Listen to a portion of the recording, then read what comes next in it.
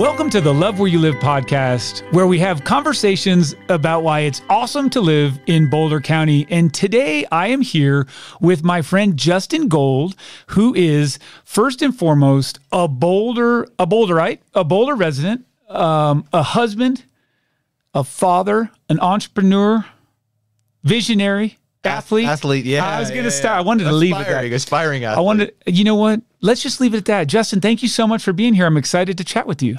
Thanks, Mike. I'm super excited. Yeah, same. And this has been a treat. So we connected again about a month ago at the pool, which is the segue, because I know you from an athlete space, and every time I run into you, I mean, I think not every time, but we talk about activity, outdoors, exercise. Isn't that fair to say?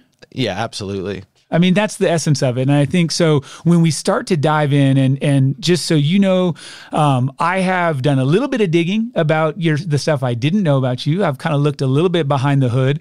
But the fun thing for me and for everyone that listens to this podcast is that we get to know you, the backstory, the meat of it, your interaction with Boulder County, and then the current, everything that's going on with you today. So with that in mind, I'm going to say this, and you can reject me off the top if you want to, but I saw these initials, and when you hear these initials, what do you think? When you see PBG, does that make you, what do you think with PBG? What does that mean?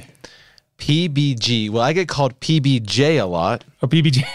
Okay. And PBJ for two reasons. One, peanut butter and jelly, just because they just kind of work together really well. If you guys haven't tried it, take 2 slices of bread and put peanut butter on one side and jelly on the other. It's amazing. Is there a ratio? Have you tried that? Is there a so it's actually my middle name. So PBJ, and also peanut butter Jesus. I get called a lot. Oh, okay. Because the hair and peanut butter and giving new life to peanut butter Jesus. That's amazing. PBJ. Okay. PBG, peanut butter gold. My last name? I thought I was Peanut Butter God. Either way. I mean, they've I don't know where I'm not super religious. I don't want to offend anyone, but PBG, PBJ. Peanut Butter God. Yeah. Okay. Well, I'll have to add that to the moniker list. Thank you. I'm red in case you're not watching at home. If you're not on YouTube. So what are we talking about? The man named Justin Gold is also the man that started Justin's Nut Butters. And so I don't want to start there, but I do want to kind of leave that out as a hook, because I thought that was kind of funny. We used to see, when we interacted with the food world, people did say, like, he's kind of like Jesus. He can come in and just help. But it was a really nice compliment. Like, it was you helping other brands get started and get going. Well, and honestly, it's the reason why we're here today. I mean, not the reason, but it's what created our friendship. Yes. And for those of you who don't know, Mike is extreme athlete, accomplished Ironman, accomplished triathlete, was always looking for, systems and edges to compete faster and be quicker. And so, the Justin's brand is famous for really putting, and we can talk about this deeper, putting peanut butter and almond butter into squeeze packs, which is the most calorie dense food you can get, and in a really convenient form that was perfect for the type of, training that you were doing. And so early on, Mike was like, these are great. Would love to, help you guys out in any way, and, an unofficial sponsor. And so, as a small company, we didn't have any money to sponsor athletes, but we would give Mike product and he would give it to all his friends and he would talk about it. And because of, where he was and your stature at the time, you had instant credibility in the triathlete community, and so the product just kind of rode your wave of success, and it kind of you have this sneezing personality where you spread your ideas, across people in a really efficient and I'd say authentic way, and it was really helpful to helping build a base for the brand, and I've always, had a tremendous amount of respect and admiration for the help that you provided for a young brand like mine. And it means a lot, and that's why this community of Boulder is so important. And I can go into 100 reasons why this brand would have never worked in any other community other than Boulder. Right. And one of the reasons are the people who are here really want to be here. A lot of the people who have come to Boulder, it's very purposeful. I'm here for the lifestyle. I'm here to train. I'm here to have a high quality of life. I'm here for the diversity, for thought leadership. And so that enthusiasm is infectious, and they want to share that enthusiasm with other people. And when you have this groundswell of enthusiasm, you can't help but want to be your best. That's very well said, Justin. I think you're spot on, and I'm really appreciative. First off, I'll backtrack and thank you for the compliment, because what you said is a sort of almost echoing what I was thinking about saying, or mirroring it, because I felt the same way about you as I was growing in my career, and your belief in me, even if it was for you just quote just product, it was, all joking aside, it was a dream come true. I'm like, I've been a lifelong peanut butter eater, and you're giving me free peanut butter. It was unbelievable. But let's go to that for just a second, because we're going to kind of touching everything you said back in those early days for me. So if I go back to my first memory of meeting you, and it was you and John. I mean, it was you and John. I know this is an old friend, yeah, right? Long time ago, but we're maybe 07, we'll say. And it was exactly, I was sitting at an event in Oceanside, and I was saying, they said, hey, what do you eat on the bike? And I was like, well, I eat Power Bar, I eat this, like that. But if there were any way that I could package up like peanut butter and take it with me on the go, I would. And it was, John in the crowd, and he's like, he couldn't sit still. And he was just bursting out of his chair. He came up to me afterwards, and he's like, you're not going to believe this. My name's John. You got to meet my friend Justin. This is his product. This is what we're doing. It's a squeeze packet with nut butter. And I'm like, I love you. And so then we met. And again, if we carry on that first, what was super fun was seeing you at those early stages over there off 47th. Yeah. Yeah. In the kitchen, grinding it up literally and putting it in jars and handing me a jar. That's how we met. This was your 3-4 years into the journey. So anyway, we both were there at the beginning, I think, because my career was just taking off as well. But thank you for the compliment. Let's go back in time for just a second, because I got to meet you 16, we'll say 17 years ago. But where did you grow up? I have no idea about your way back past. Like when you were a little kid, where were you? What were you doing? Tell us a little bit about that, if you would, please. Yeah, no, looking back, I have a lot of gratitude for where I grew up and how I grew up. But it's a kind of community where it's very rural. It was in Western Pennsylvania. And I always say Pittsburgh because it's the closest city, but it's about an hour to an hour and a half, I'd say, southeast of Pittsburgh, in a community called Ligonier-Latrobe, famous for Rolling Rock beer and Arnold Palmer and all this stuff. But it's a type of community you either never leave because it's a really, not safe, but just insulated community, or once you leave, you never go back. Okay. Because there's so much out there in the world. And what drove me out of the community was this sense of health consciousness. Okay. And so when I went to university, in Harrisburg because of in-state tuition and financial aid at a small college called Dickinson, which I really did enjoy the college. But again, I felt stuck in Pennsylvania. Sure. And Pennsylvania isn't really famous for its, natural food and high, what's the word I'm thinking of here? Just the clean living, we'll call it, right? Gotcha. And that's really, I was studying environmental policy. I wanted to be an environmental lawyer. I've always aspired to be an athlete. And so I was eating clean. I was living clean. I was exercising a lot. And those were the values that were really important to me. And I couldn't really find my community, that shared those values in central and western Pennsylvania growing up. And I got to give my mom a lot of credit because she really instilled those values in me.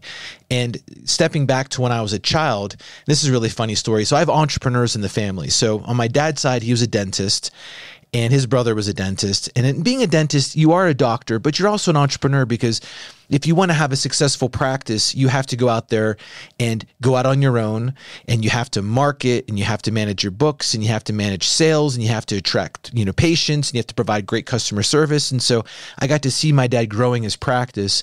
Unfortunately, what I also learned is you have to love what you do. Okay. And my dad did not enjoy the work of being a dentist, but he enjoyed being an entrepreneur and growing a practice. Okay. But the more success that he created, the the harder the work was for him, because it's a tough job. No one ever goes to the dentist like, yes, I've been so excited for this appointment. I'm glad I'm here. Let's get it done.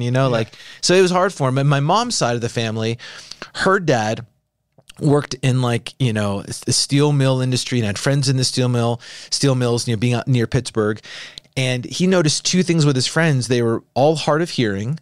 Okay. And they all had really poor nutrition because of the food they ate. And so he had this entrepreneurial idea of creating this kind of building where the front of the house was a hearing aid business, and the back of the house was a vitamin shop. Oh. And so he created this business where he would see people for their help with their hearing and then provide supplements to help, kind of balance out their poor eating habits. That's fantastic. And so my mom went to college for both nutrition and audiology, and she continued in that fashion. And so nutrition was already instilled in me at a young age. Very cool. And then out of nutrition, GNC, believe it or not, was started in Pittsburgh. And so there was a little bit of a groundswell of supplements and nutrition and bodybuilding. Okay. Was kind of going on there. So anyway, regardless, I had this entrepreneurial, not spirit, but what's interesting, when you're raised in a household where people are doing things like that, it's just normal. Like the idea of starting your own business isn't this insurmountable hurdle. It's just something that you have to put a lot of work and intention into. So that's in the background. And I went to university to become an environmental lawyer because I'd read a civil action. I admired Aaron Brockovich, and I really wanted to be a whistleblower for communities that didn't have a voice loud enough to defend themselves. So I went to university, studied environmental policy, pre-law, all of that, fun stuff, which I now regret because I could have spent it doing other things like poetry or something. Okay. But what it did is it forced me to intern at a law firm. And so my senior year, while preparing for the LSATs and taking a course there, I'm working at a law firm. And it was the best internship that I ever had because I did not enjoy it. And seeing my dad not love his work and not loving the internship, which would be kind of like an insight to the rest of my life, it was a massive curveball for me. And I dropped out of my LSAT course. I finished my degree in environmental policy. And what I said, Mike, was, where are my people? Where can I find health conscious, fit, fun, creative people? And so I'm like, well, I don't think they're here. So let's go to California. Okay. As soon as I graduated from university, I went to the Bay Area because I wanted to find my people. Yeah. So I lived in San Francisco, and then I went to Point Reyes, Bolinas, Petaluma area, and I waited at tables and I worked in restaurants. Okay. Trying to find my people. Yeah. And it's funny because, I'm super clean. I try to stay as fit as I can, and I've got long hair, and I look like, I would fit in with, anyone from California. Sure, you're there. But I'm really academic, and I'm a vegetarian, and I don't really recreationally even do drugs or anything. I might drink now and again, but in California, I got mixed in with the wrong crowd. Understood. And it's just, those weren't my people. Nope. And so I was in California for about a year and a half and still couldn't find my people. And then I was at a point where I was like, well, I'm nervous that I might just become a professional waiter, which is a great job, but not one that gave me a sense of purpose and passion. So I'm like, all right, so I want to move to a community where I can go back to university. So now let's find a university town in the mountains. Okay. Because I grew up in Western Pennsylvania near the Appalachian Mountains. I love the mountains, but I want bigger mountains. I want Boulder Mountains. Well, that's a nice pun, but I didn't even mean to go there. And so then my list kind of narrowed down to potentially Montana or Colorado. Okay. And then I had a friend who went to see you and said, Boulder's a really cool town. You should just start there. Okay. And so I ended up starting in Boulder. This is in 2000. I moved out here. No, 2001. I moved out here. And then started waiting tables in Boulder.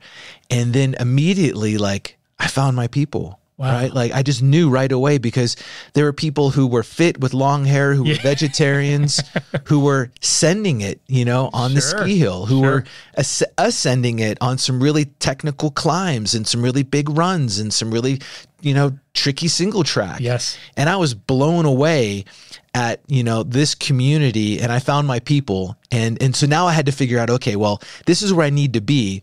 How do I figure out how to stay? Here, I want to just interject and say you're the first conversation we've had. You moved to Boulder looking for the people, your tribe, your community, which is so cool because others said, I knew I found my people here. Others were drawn in and said that is a huge highlight to being here, but that you sought it out to me is super unique. And how long from when you first landed till you were just like, oh no, for sure. Was it a week? Was it 2 months? Was it instantaneous? I mean, how long did it take till you felt like this is definitely not California? This is my tribe.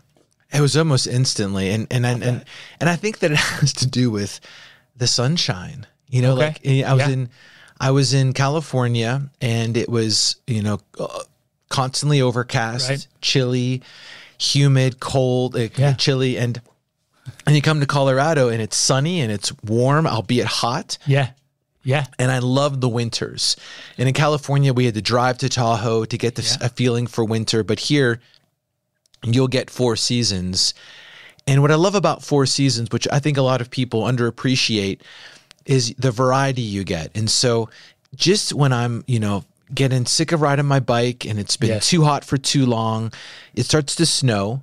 And I get really excited again to get out and put away the bikes and, hang up the shoes and go out and ski, whether it's Nordic or downhill or just be in the snow. And then as soon as the spring rolls around, I'm kind of like, oh, wow, it's getting warmer again. And man, like I really miss my bike. And that cycle really keeps me, passionate about the activities and you don't get burned out. Yes. And so if I were to ride my bike year round, I probably wouldn't ride it as much or with much enthusiasm. I fully understand that. And that's super cool. It took me as a resident a while to appreciate that because all I wanted to do was ride my bike year round.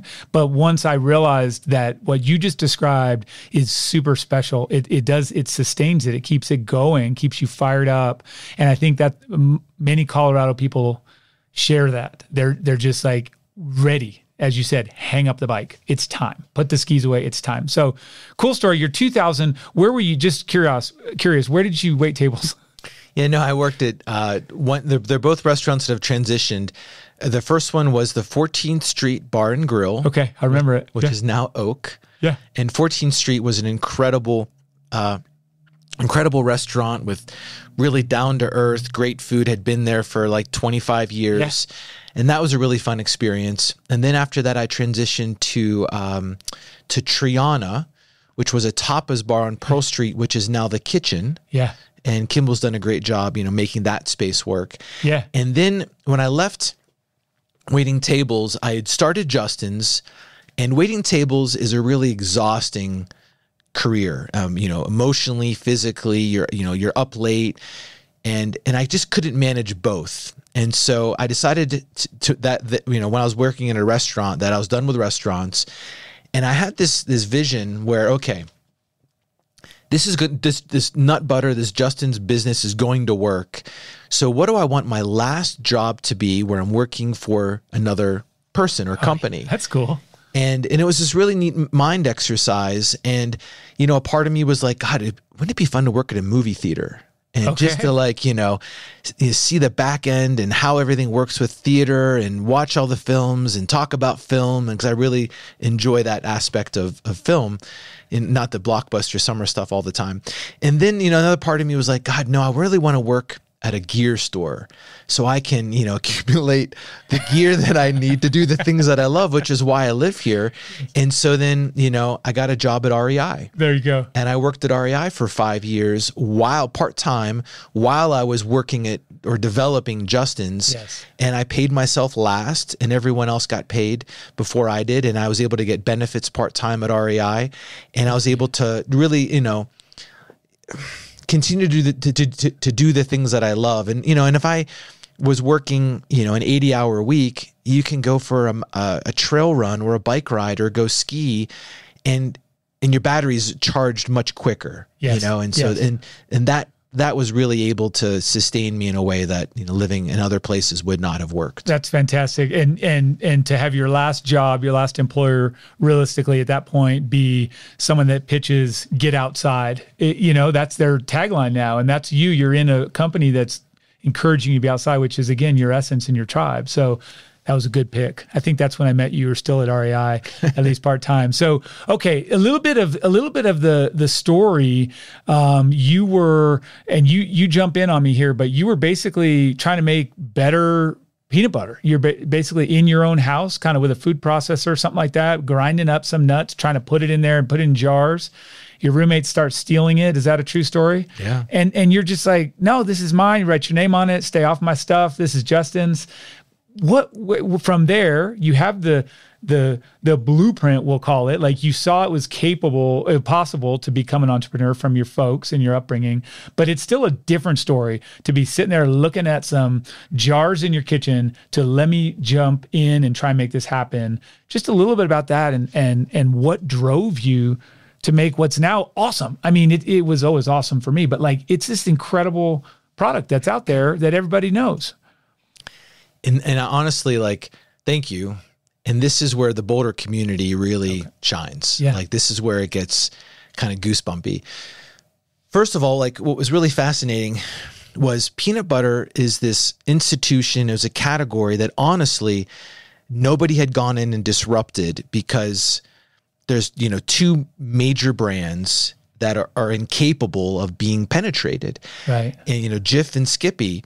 But I wasn't shopping, you know, buying my groceries at traditional. I was going to the, you know, the Wild Oats and the Whole Foods and the co-ops and the natural grocers and Sprouts. And so in those stores, there wasn't really any variety. It was just smooth or crunchy, you know, and they all had a lot of oil on the top and you had to stir back in the oil. And so where I saw an opportunity was to create more of a traditional nut butter that didn't have all the oil separation, but was still made with, you know, organic, clean, better for you ingredients, and, you know, going in and disrupting kind of the natural space. And that was just my focus. And so I started there, and what was fascinating, and this is kind of a funny story, was the heartbreak that it created for my family. Okay. You know? Tell me more.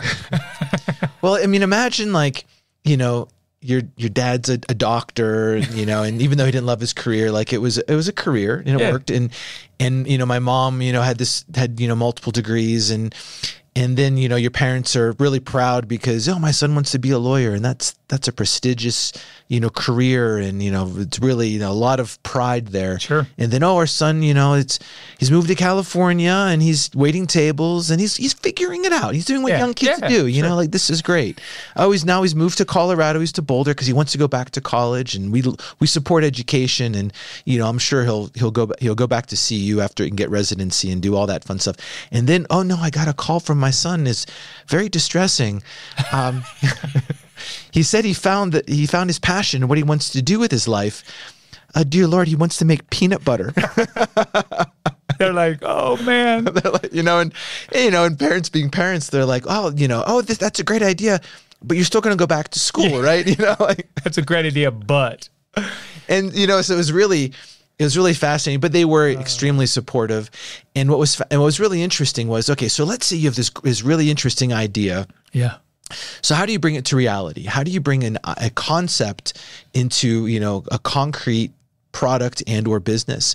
And what was so much fun is academia. So I was a few years out of university, and I was able to take this concept, like, well, the first thing I need to do is create the prototypes, you know, test them out on my roommates approve because they're stealing them and eating them without, you know, so now, you know, check the box. So how do you turn this into a business? And I didn't know anything about business, but I knew in the back of my mind that I needed a plan. Okay. And so I went to CU, right? I didn't go to school there, but I went to the Colorado University's business school library, the Lead School of Business. And in the library, they have this massive collection of real life business plans that are archived like an encyclopedia. And I was able to draw on those business plans, read all the fundamentals that it takes to organize your business from a marketing, operations, finance, and sales perspective, and then understand, okay, these are the components of a business. Let me write a plan so I can think through all the things that I need. And then as I'm working on this plan, I'm like, well, these plans don't tell you how to get a UPC or how to become USDA or organic and how to get a health food department license to make it. Like, how do I figure out these fundamental challenges? Right. And then I asked myself, well, I wonder if there are any, natural food companies here locally that I can just ask those people, because I'm not afraid to ask for help or ask for advice. And I'm like, all right, well, let's go to the store and let's, take notes. And Mike, and as you know, because you've been here long enough, I was blown away, like starting from the big companies, right? You had Wild Oats at the time, which was a national natural retailer, was acquired by Whole Foods. You have White Wave, which are the makers of Silk soy milk. You have Celestial Seasonings, the massive tea company. You have at the time Rudy's Organic Bakery. You had Izzy Soda. You had Horizon Organic Dairy. And those are just the big companies. Yes. Now you have all these salsa companies and granola companies and cookie companies that are, and ice cream companies. Some of them are still around and some of them, have run their life cycle where, those founders are figuring it out or have just figured it out. And so I paid my dues. I went to the smaller brands and learned, hey, where are the commercial kitchens that are available? Hey, how do I find a UPC? And then, develop the business. And then you get, then you earn the opportunity to talk to some of the bigger brands. Like, hey, how do you get distribution into Whole Foods, and who are the main distributors, and who are the brokers that I need to hire that'll help make introductions to other, natural food stores in other regions and markets. Right. And because of this Boulder natural foods community, and I'll elaborate on this, I was able to meet people and get the network and find the mentors and the advisors. That's unreal. Yeah, so I love that. That was the first phase, which was really fantastic. So now I'm able to, raise money from, friends and family and get a stand at the farmer's market, and so now we're at the farmer's market, which is really a big deal for being in Boulder or any community. But now where the magic of Boulder also started to accelerate was the community here. When they find something they love and adopt, like, they support it. That's great. They'll spend more money to support local, to support better for you, organic. Yes. And so now people were supporting the business and supporting me and John and everyone else that was working in the business. And that was amazing. And then, a lot of these people, some of them are high net worth individuals who love to invest in small companies. So good. So then I was able to not only get credibility from, a mentorship, perspective. I was able to, grow this kind of like community here from the farmer's market. And then I was able to find angel investors all here locally. And what's really great is what makes Boulder special are all those things, those, the success, the mentors, the angels, and supporting local. Those things are also in larger communities like New York City or LA or San Francisco, but they don't mix like they do in Boulder. Gotcha. And because Boulder is such a small community and those three things are all present here, I was able to run into people at the farmer's market and then run into them again at the pool, run into again on a trail, or drive across town and actually visit with them in person. Sure. And because they're excited about their life and they're excited about this community and being here, they want to share, they want to help, they want to be involved. And so all of that magic kind of transpired, which gave me the opportunity to disrupt a category, raise angel capital, get the right people on my team, and to support the team to grow an organization and, achieve all of my wildest dreams with peanut butter. Yes. Like, it's crazy. Punchline, peanut butter. But the Boulder community, really pulled through for me on that. And because of it, I have a debt of gratitude to the community. I'm going to be here my entire life, right, paying it forward to other entrepreneurs and to other organizations, because there's this really great sense of community here. And I really love that. You're so good. I love the way you tell a story and give credit and bring everything in. And where you just went is where I was about to suggest, which is you are describing all of those people in the past that helped you. And what I know about you is I've heard from multiple people that you're that person now to them. And so how important and I hear this all the time. I heard it back, you remember Bulumu, right? With Jasmine and Brandon and these, right? And you think about, that was 15 years ago or something, but you have given back. And so how important, and I want to talk about Ned and some of the stuff you've done up there as well. But how important is that give back to this community that has magically been there for you?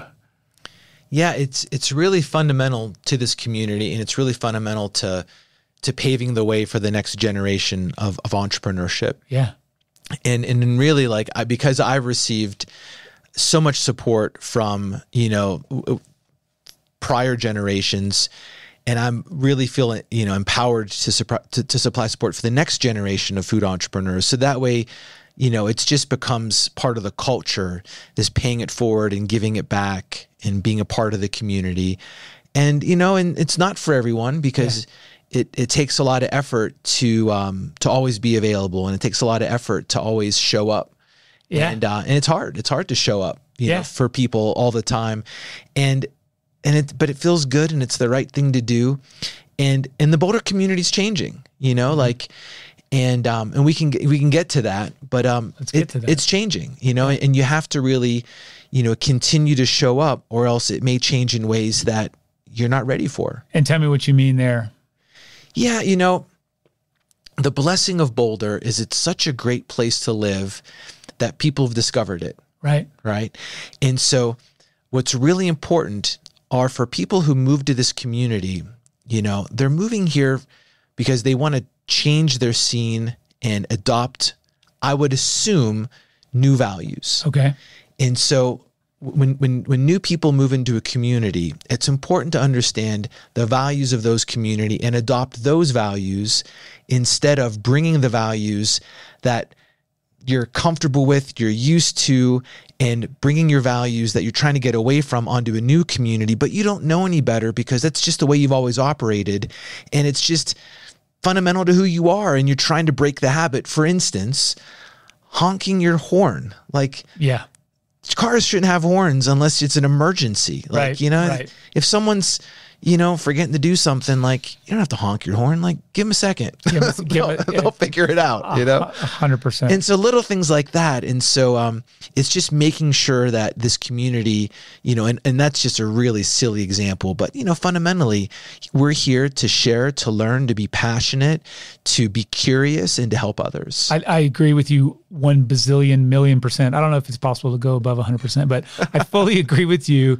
And it's a good example. So here's a hard question. How do we do that? Because I think you're right. I think people come here not wanting, they left the city or the other place or the, whatever town to be in this area for what it has. So how do we remind them? What's the strategy there?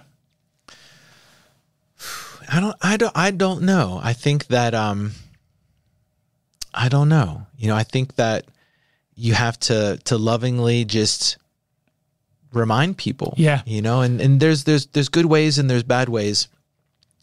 And I don't know. I think that it's just, number one, it's walking the talk. Yes. Agreed. Right. Agreed. So it's always staying true to who you are. And agreed. And if you say you're going to do something, show up and do it. Yes. Yes. And walk the talk. And then when someone is living here and they're not sharing the values that's important to them, right, that's important to you, then I would communicate that. But sometimes people live here and they're like, wow, like, I don't know why I just changed my voice, but wow, like, because it's important. These aren't my people. What I thought. Yeah, these aren't my people. So I'm gonna go try another community because I keep getting reminded that this is peace, love, and harmony, and that's not what I'm looking for here. I'm looking for something different, and that's great because we need it all.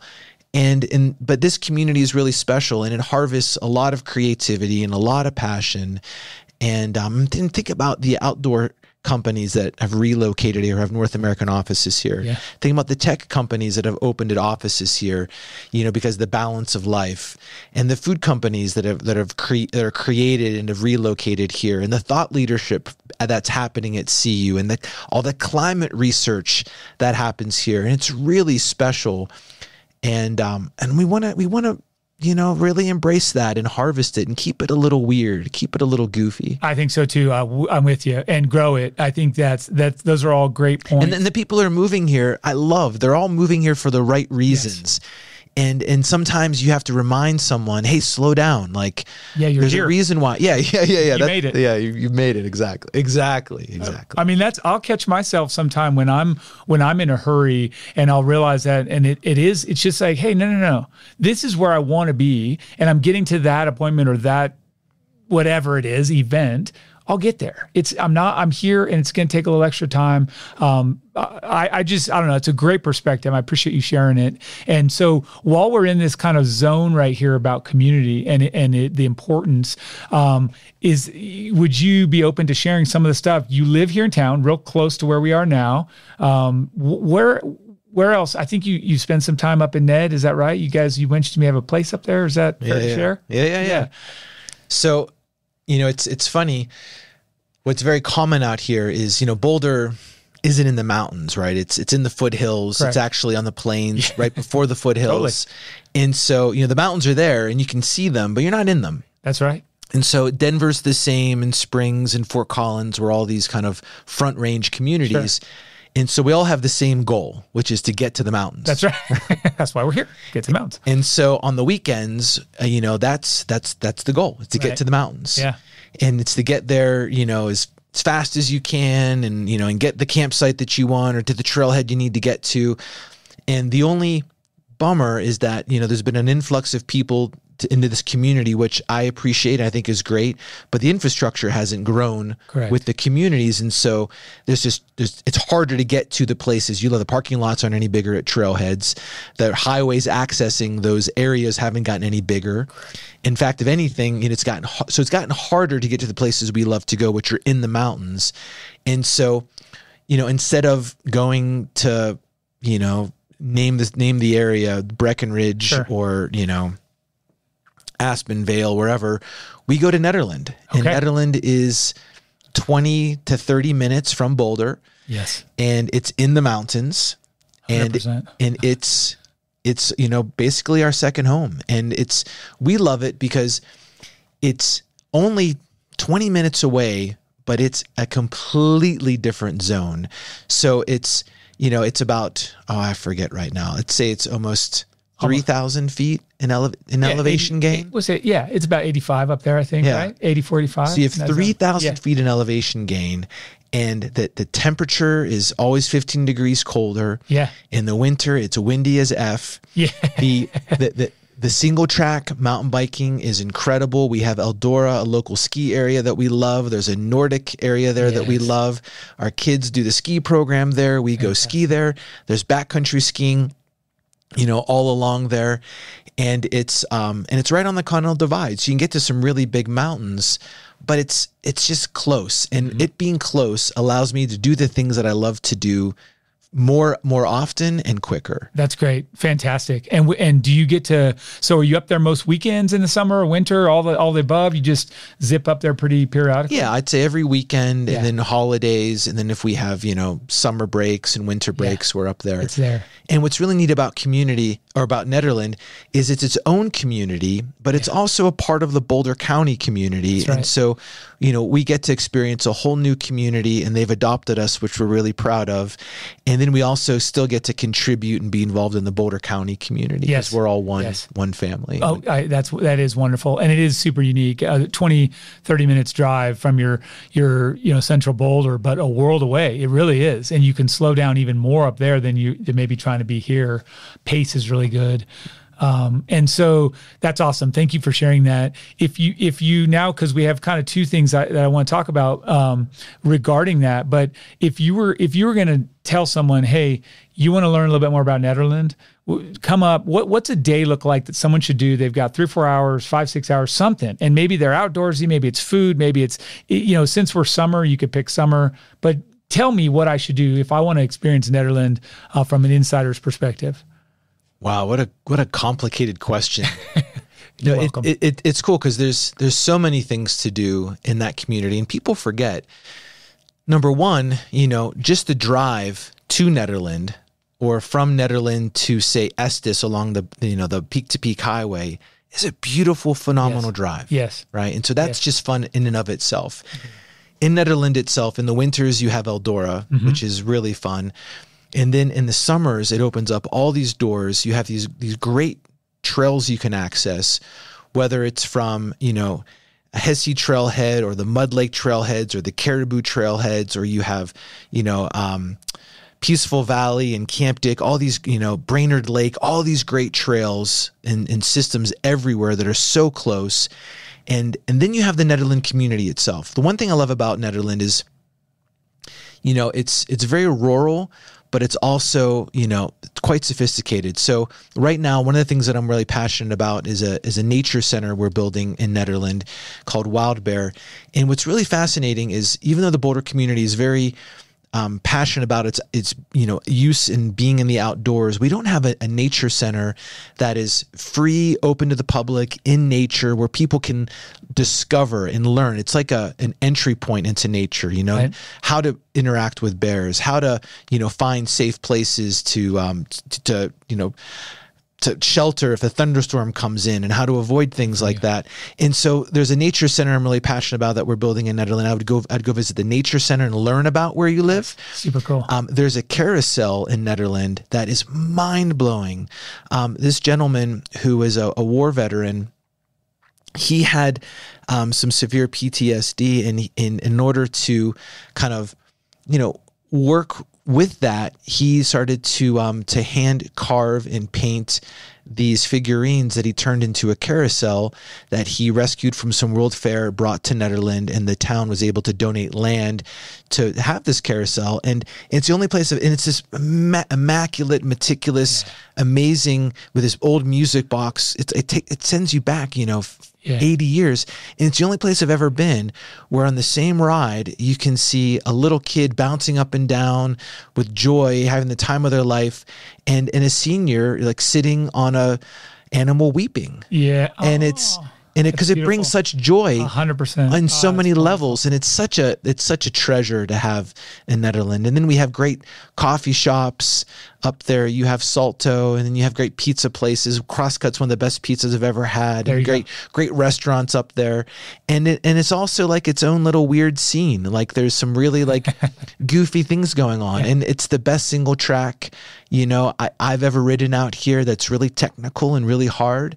And it's a really nice place to just go and explore. And what's really great, it's the closest nature experience you can get from, the Louisville, Lafayette, Longmont, Westminster, Boulder, right. Front Range area. Your closest nature experience is not, on I-70. It's right in Nederland. Here. Yeah, that's beautiful. I appreciate that answer quite a bit, and I thank you for it, because that's good. If so, as I come back to Boulder from there, which of those trails, if you're saying, you said Hesse, you said Mud Lake, all those that you mentioned, 4th of July is up there, another good trail. Yeah. Which one would you hit if you said you've got to hit it, or if you only had one option this weekend, where would it be for a run or a hike or run, walk, anything? That's a really complicated question. It really depends on how much of an early person you are. The Hesse Trailhead which is also part of the 4th of July zone, is the most amazing network of trails that can get you up to the divide, but you got to get there super early or take the shuttle. Okay. Another zone that I might go explore, which I think is in Gilpin, which is just borders, is the East Portal area, where Rollins Pass Road goes. Gotcha. I would probably, here's what I would do. Here's a little insider secret, is I would probably go up to Brainerd Lake. Okay. And I would get there early, and Brainerd is, you'll have to drive through Nederland, peak to peak, kind of near Ward, and you'll get onto Brainerd. And from Brainerd, you can have a really easy, hike around the lake there, where you can get to all these glaciers and all these kind of Isabel glaciers there, and all these great little zones you can check out. And so everyone kind of wins. So I'd probably go to Brainerd Lake. Perfect. That's a great recommendation. And we'll try that. And you've got a couple kids, so you probably take the kids, all the areas that are fun for all ages to experience the outdoors.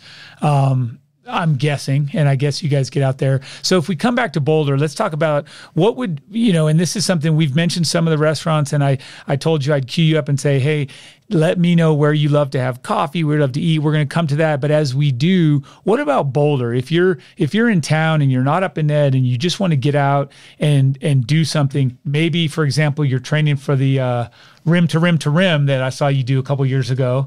That was a while back, huh? Yeah. Rim to rim.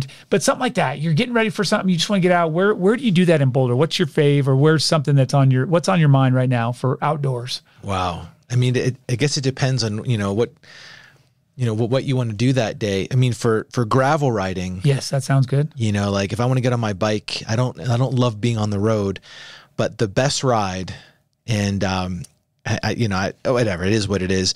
There's no secrets anymore. Yeah, maybe not, but the best ride is, Canyon Bike Path. Okay. Up to 4 Mile. Okay. From 4 Mile, you have a really important decision to make, because 4 Mile at Salina, you either go left up Wall Street, and then you go not the sourdough, the Switzerland Trail up to Gold Hill, right? Which means a 30+ mile ride, from downtown Boulder. Or at Salina, you go the other way, you make a right, which takes you up to Gold Hill, a different way up, and then 4 Mile, Gold Hill, and then Gold Hill you have to stop at the at Dwight's Gold Hill General Store, and usually he has like these amazing salted chocolate chip cookies ready to go. Perfect. And then from there you do Sunshine and home. Okay. And so that's my favorite loop. And if you do 4 Mile to Gold Hill, Sunshine, home, it's probably, I don't know, under 2 hours. And if you go Switzerland for the extra credit, you're looking at 3 hours plus. Okay. And that's just an incredible ride. And you're up and you're out, and your high elevation gain quickly. If I want to go for a trail run, I have 2 standby trail runs, 3 actually. Anemone is a really nice trail, which is a lollipop. That's straight from the Red Rocks area down here. Yep. Or I'll run up to Flagstaff. Okay. And Flagstaff is this unassuming trail run because it's not really steep. There's a few steep zones, but it ends at this amphitheater. And the amphitheater at the top of Flagstaff was where I got married. Oh, and it was nice. $80, to reserve the best venue, yes. And it's the most amazing venue to run up to and then run back down. Come down Flagstaff. Yeah, come down Flagstaff. That's maybe it's 4 miles round trip, and it's 1,200 feet, 1,300 feet of elevation gain. And that's an incredible run. Or if I'm really feeling it, it's the Mesa Trail at Chautauqua. And then you just kind of either out and back, or you choose your adventure and, run up to one of the Flatirons. So good. I see why those are your favorites. Those are also on my top 5. Anemone, really cool, because you've been here long enough. Remember when that one was just it was a washout. It was horrible. Yeah. It was it was good. You'd walk the dogs and stuff, but they've really improved that. It's quite a nice bit of footing and really well done. Oh, it's a scene now. You gotta get there. You gotta get there early. But it's and then there's Sanitas. That's a top 5 for sure. Top 5, easy. Again, another one to get there early. Well, those are great. And you know what? It's funny. So I like to put myself on record. I'm gonna do that ride that you said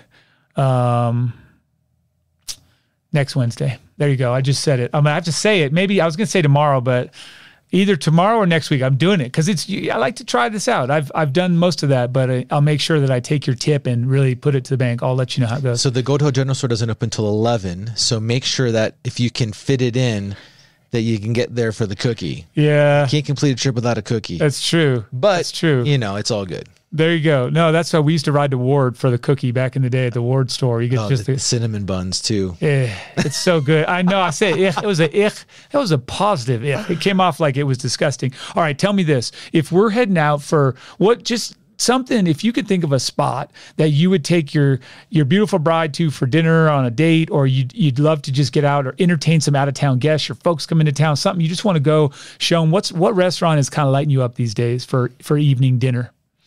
Yeah, that's a great question. I would say my favorite spots are Oak. I really enjoy. I love that zone. Yes.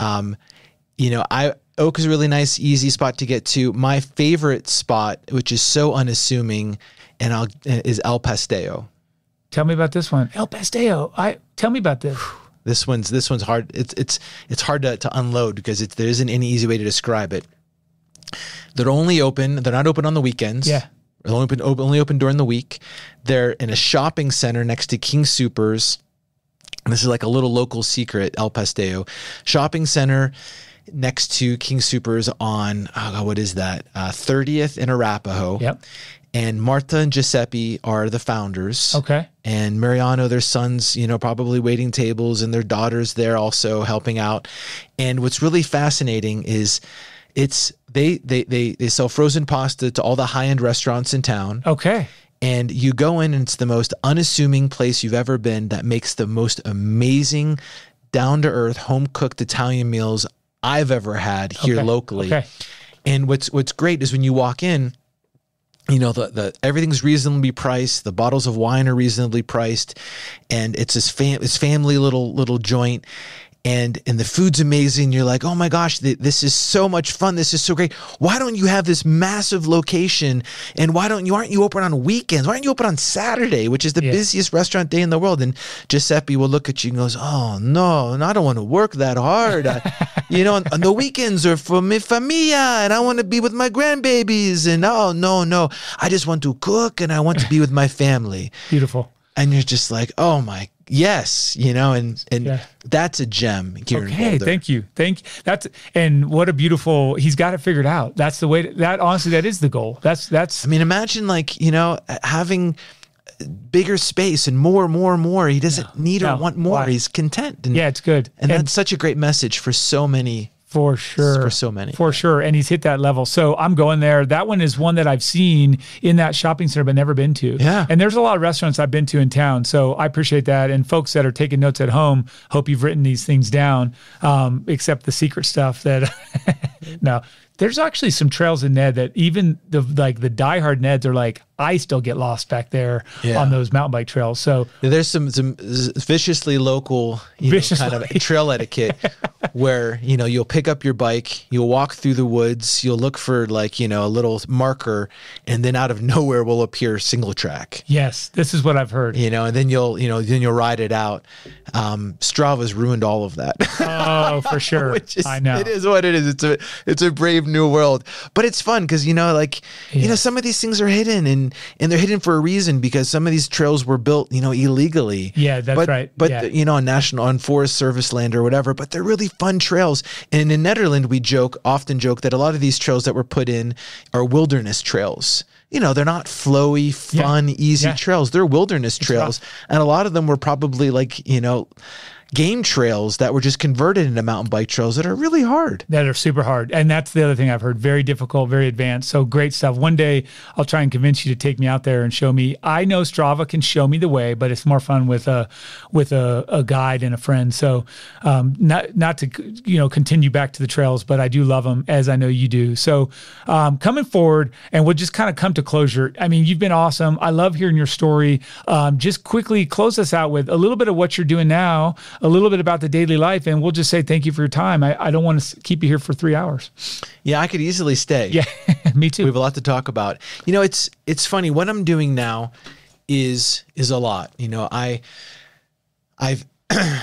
I'm still working with the Justin's organization, making sure that company continues to stand for the beliefs that are its core values that got it to where it is. We want to make sure it stays where it is and gets even better. I'm now working as full-time as I can manage for a company that I love called Rudy's Bakery. Yeah. And Rudy's is one of the OGs. They're the first nationally distributed organic bakery in the country. And I don't want to say they've fallen on hard times, but they've gotten out-competed in the marketplace by some really great brands and really good products. And so a mentor of mine, Jane Miller, is working there. And so I'm working with her and the team there. That's really a great team to reimagine the brand, reposition the brand, remessage it, come out with some new products.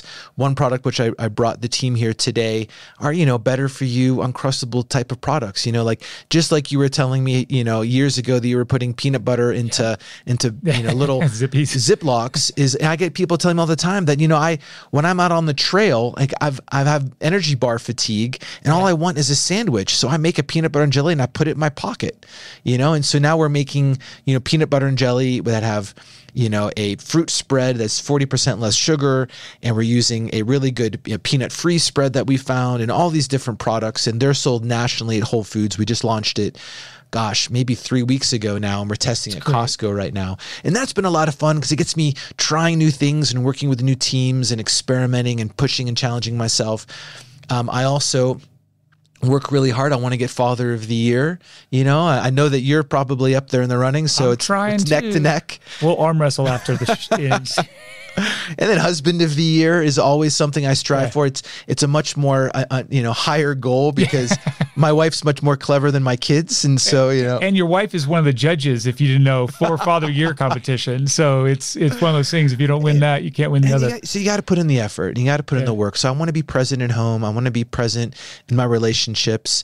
I also just got voted onto the board of U.S. Biathlon. Oh, congrats. Which is a huge passion of mine, where you Nordic ski and you shoot at targets. And so, there's an opportunity there to help, position the organization with responsible gun use, with, it's the only U.S. sport in the Winter Olympics where we haven't achieved any medal status. Oh, is that right? It's the only sport. Yeah. And so to go in and kind of help reimagine and reposition that brand and support it in ways that might be, outside their box, because I bring other, kind of concepts in, is really fun. Super cool. And then I sit on a few more boards, and then, I got to find the balance to also stay fit and stay healthy and stay sane. Good. I mean, thank you so much. And I know with that, you've got a pressing schedule, and I won't keep you. Anything on the back of your brain that I didn't ask you about that maybe I said I would and you wish I had because you want to share it with the folks here in the conversation today?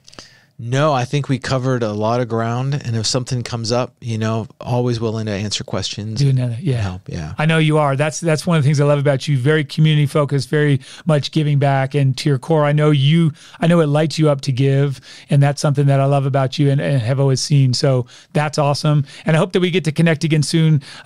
This has been awesome, but I'd love to get out and do a run, walk, trail, hike, run, bike, something. I said run twice, but something out there would be fun, Justin. And in the meantime, thank you so much for being here. Thanks, Lovato. It's always fun running into you. And I have to give you a little bit of props. Everything that you do, from my perspective, is 110%. And so I love the fact that whenever you commit yourself to something, whether it's in the pool or in the office or with your family or with a side project, like having the time and passion, energy to do, a video podcast, folks, you don't just show up here, and just kind of work your way through it. Mike is really organized. He preloaded me with questions, and here we are in a professional studio making this happen, and everything you do is 110%, and you bring it. And I love that. Well, thank you. That's great to see. Thank you. I appreciate that. And that's a great way to close. I appreciate the compliment and the friendship. So thanks, folks, for joining us. I'll say this, goodbye for now. And before the next episode, remember to get out there and do something that you love.